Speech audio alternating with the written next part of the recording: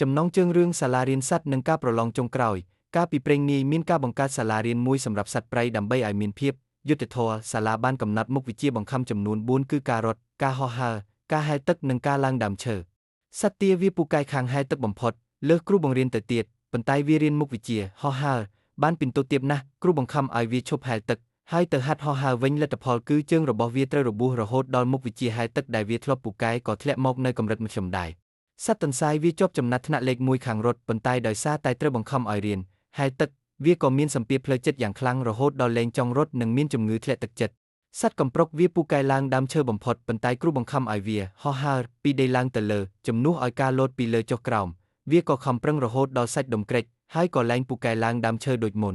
សត្វវន្ត្រីវាជាសត្វដែលរឹងរូសជាងគេក្នុងមុខវិជ្ជាឡើងដើមឈើវាបានទៅដល់កម្ពូលឈើមុនគេបង្អស់ប៉ុន្តែវាប្រើវិធីហោះទៅលើជំនួសឲ្យការវាតាមមែកឈើគ្រូបានដាក់ពិន្ទុវាធ្លាក់ព្រោះវាមិនធ្វើតាមរបៀបដែលសាលាកំណត់មេរៀននៃរឿងមនុស្សម្នាក់សុទ្ធតែមានទេពកោសល្យពីកំណើតខុសគ្នាប្រសិនបើអ្នកវាតម្លៃត្រីដោយសមត្ថភាពឡើងដើមឈើរបស់វានោះត្រីនឹងរស់នៅពេញមួយជីវិតដោយជឿថាខ្លួនឯងជាសត្វដែលល្ងង់ខ្លៅបំផុតចូលស្វែងរកចំណុចខ្លាំងរបស់អ្នកហើយអភិវឌ្ឍវាឲ្យដល់កម្រិតកំពូលជាងខំប្រឹងធ្វើតាមអ្នកដទៃក្នុងរឿងដែលអ្នកមិនចូលចិត្តចំណុចសម្រាប់វិភាគ